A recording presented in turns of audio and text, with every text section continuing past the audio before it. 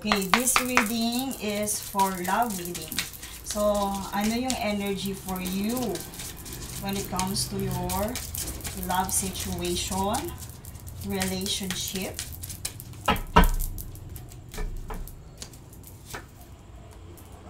Okay, I am enough. Let go of the expectations. Mystical messages, follow the signs. Okay. Nafe-feel ko dito, dahil ito ay relationship,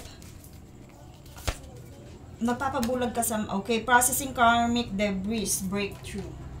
Medyo challenging ang energy dito. Pero let's see. Kasi ito yung sabihin natin, yung level ng energy. Yung level ng energy ng connection ninyo with your person. Let's see the situation. Kasi, kumbaga dito, sa nakikita natin, meron dito mga karmic debris. Kasi pag sinabing karmic, lessons yan. So, kumbaga, kung meron man kayong pinagdadaanan right now, malalagpasan din naman yun. Ayan. With this, kumbaga, cleaning the old patterns. Pero dito, don't neglect kung ano yung mga sign na nakikita nyo dito sa relationship na to. Ano ba yung mga sign na to? Like, for example, is yung red flags. Or yung red flags.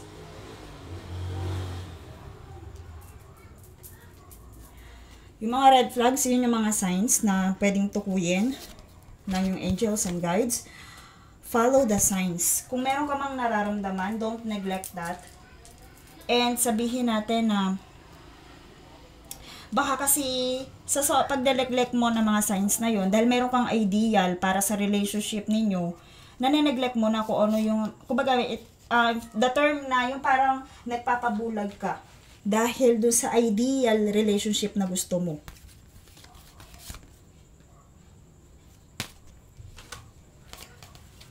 Okay, let's see this situation. Yan, I feel na yung energy dito is more on lessons.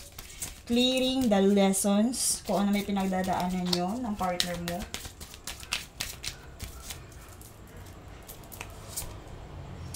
Moving. Okay. Dito din sa breakthrough kasi merong may paggalaw dito. Moving. Nightlife. Maaari ang red flag na involved dito is yung, sabihin natin, na eto, not facing the truth. Hindi, nagpapabulag ka, pero may mga red flag sa relationship ninyo. Hindi mo yun ina-accept. And maaaring involved din doon yung mga finances. Maaaring involved din doon kasi nandito, moving. I also hear na may mga sign na nakikita para ito kasing card na to, clearing to na parang mga signs na dapat sabihin natin dapat may paggalaw. Hindi naman sa iwan yung itong relationship na to, pero ito kasi clearing the old patterns. Kung ano man yung sabihin natin yung red flag na yun, dapat mawala yun And sabihin natin, kung ang nagiging problem ninyo, or kung pwedeng maging problem nyo din, is yung dun sa location ninyo.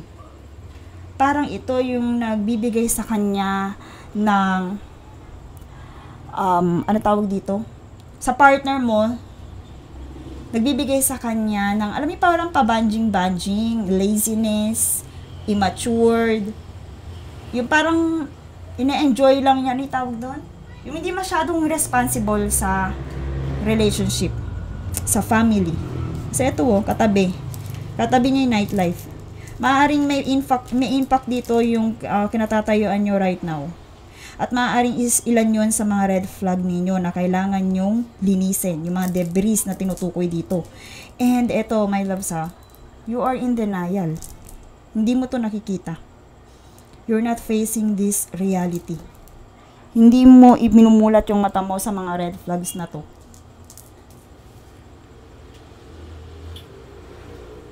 Okay, sige.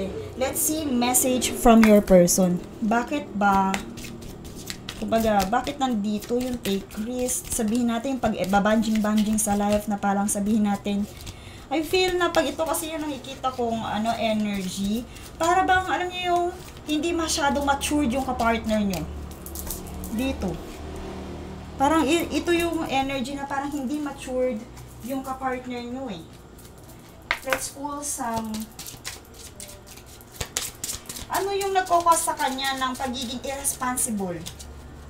Ito, dito. Ano yung pwedeng mag-cause? Kasi dito eh. Nakalitaw dito yung moving. Pwede yung places nyo, kung nasan man kayo ngayon, baka yun yung nakaka-influensya dito sa partner ninyo.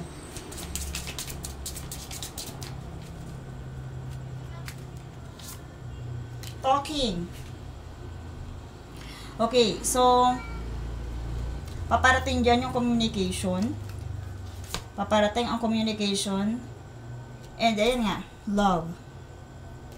Kung meron man kayong pinagdaanan ng inyong kapartner, yung mga red flags na yun, kung napagdaanan nyo na o kasalukuyang kang dumadanas, meron namang magandang dito. Kagaya nga ng sinabi ko sa inyo, kailangan ang red flags ma-i-address nyo yon para maging green flags siya. Pero mukhang paparating naman siya, ayan. With this communication and love. Kumbaga, mangingibabaw pa rin yung relationship ninyo. Meron lang kayo talagang kailangang malagpasan, mga debris na kailangan linisin. Okay, meron lang kayong kailangan i-avoid. Para na rin, ito kasi sa ibang reading, separation to eh. Dahil yung physical location change, sa ibang reading lumilitaw yun. Pero nakarito kasi dito yung talking and unconditional love. So if ever na dumating kayo sa point na ganun, palagi nyo tong alalahanin. Itong love na to. Yung samahan ninyo. Pero yun nga, pwedeng maging hudyat, kung if ever na ikaw man yung ganon, pwede ito yung maging red flag eh. Pero malakas ang dito na in denial and follow the signs. Kasi in denial, yung energy. Your energy. Hindi mo tinitingnan. Pero kaya nga na sinabi ko, maa-avoid nyo yan kung yan ay mapag-uusapan ninyo. And, ayan tingnan nyo mabuti. Nandiyan mamamayakpag naman yung affection ninyo sa isa't isa. Yung attraction nyo or unconditional love nyo sa isa't isa. Kailangan lang ito is breakthrough, pagsubok sa relationship.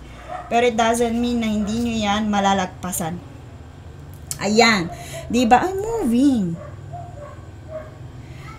Lumitaw din dito yung moving. May tendency din sa samahan ninyo, baka makalipat kayo ng bahay. Okay? Kung kayo ay nagmamanifest, ayan. Kung kayo ay nagmamanifest, baka makalipat kayo ng bagong tirahan.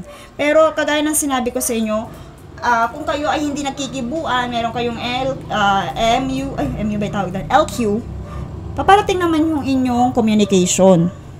Paparating naman yung communication. Pero kagaya ng sinabi ko, 'di ba, kanina, may progression sa inyong love life. And isa sa mga blessings ninyo, kung wala pa kayo talagang bahay, or sabihin natin, yung tinitiran ninyo, yung location ninyo, isa sa magiging blessings yan. Kung may bahay na kayo, mas gaganda pa yung tirahan ninyo, yung locations ninyo. Okay, let's see message from your person. Ano yung gusto niyang sabihin sa'yo na hindi niya masabi-sabi? We need to let go. Okay. We need to let each other go. If you are in separation, kumbaga, ito ang gustong i-communicate sa'yo ng person mo. Pero ito din, ibig sabihin din yan, kailangan nyo i-let go yung old habit na yun. Kasi nagki-clearing kayo ng debris dun eh. Nagki-clearing kayo ng inyong mga dating sabi natin, dating red flags. You need to let go. Kung ano man yun, you need to let it go. Baka pag halimbawa nag-aaway kayo, laging iyon ang nagiging reason. I wonder if you are happy without me. Oh, are you in separation? Hindi naman, di ba? Okay. Eto minsan, baka pumasok din yan sa isip niya. Pero, tingnan nyo yung care, yung affection, nandun pa rin. Minsan pumasok yan sa isip ng person mo na sabihin natin mag-move na. Pero kumbaga, napapaisip din siya, masaya ka ba pag wala ako? Masaya ka ba? Are you happy without me? Pumasok yan sa isip niya. Pero ayan lumito yung attraction card. Love ka talaga ng person mo. And sabi natin, magkakaroon ng progress yan. Talagang yan ay pagsubok lang. Lumito kasi dito yung pagsubok my loves. Ayan May pagsubok sa relationship nyo, pero laging isipin, pagsubok yan. Love ka ng taong to. I'm so attracted to you. And lumitaw. Double card mo is, sabihin natin, attraction, affection. Lumitaw siya. Love ka ng taong to. Kaya kung ano may pinapakita niya sa'yo, na yan, ito kasi yun Kumbaga, mga red flags yan. Yung gambling, nandyan din yung parang pag-enjoy sa life, buhay binata, pwedeng ganun. Okay.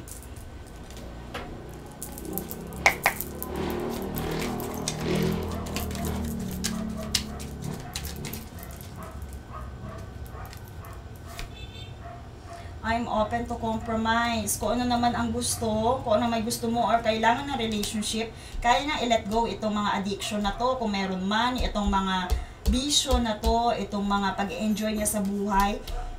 Willing naman siya na i-compromise yung mga bagay na yon para sa inyong relationship. Di ba? Maganda ang nyo, my life started when I met you. Mahal ka talaga ng taon to. What do you want? Laging ikaw ang kinoconsider ng person mo. Laging ikaw ang kinoconsider, ready siyang mag-compromise. Nakita nyo? Ang mindset niya naman ay nasa'yo. Siguro ang ilan lang sa mga red flags ninyo, kuminsan nga, parang nagiging nalululong siya sa mga pag-enjoy sa buhay. Sabihin natin, yung mga sabihin natin na masyadong tawag dito, nag-enjoy. Ito, nandito na din yung gambling or if ever na pag-iinom. Pero sa ko dito sa reading na to, love ka ng partner mo or love ka ng person mo. And they are ready to compromise kung ano man yung kailangan ng relationship ninyo, ano ang gusto mo. Okay?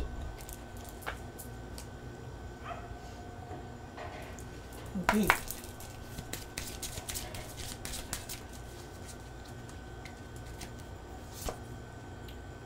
Ayan.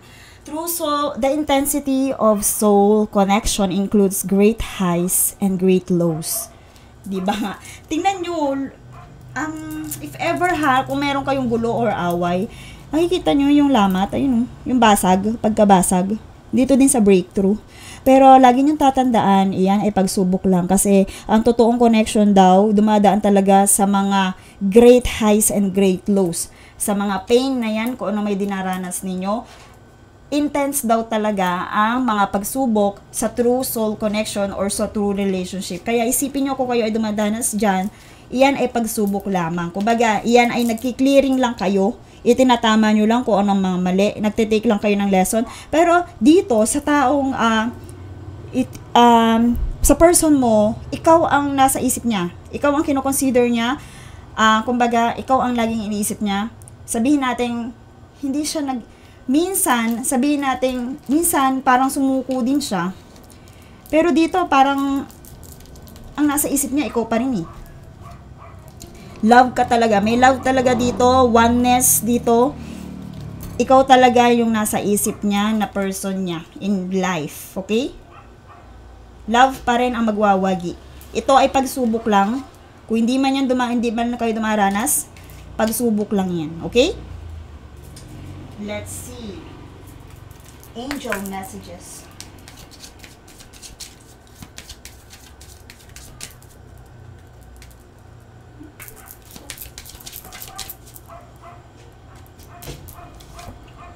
Passion. Di ba kagaya nga ng sinabi ko sa inyo, mananaig pa rin ang inyong nararamdaman, ang love na nararamdaman nyo sa isa't isa because your person is so attracted to you. Kung ano man yung pagsubok na yan, malalagpasan nyo rin yan. Kasi nandyan, allow your heart and soul to sing with joy. Isipin mo kung ano man ang nakikita mo sa partner mo, And sabihin na natin, yung red flag na isinaset aside mo, deep inside, kayo pa rin talaga eh. Mahal ka pa rin ng taong to.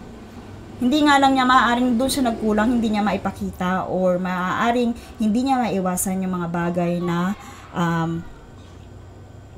na yung kahinaan niya right now. Okay? And that's all for this reading. Thank you so much and see you in my next one.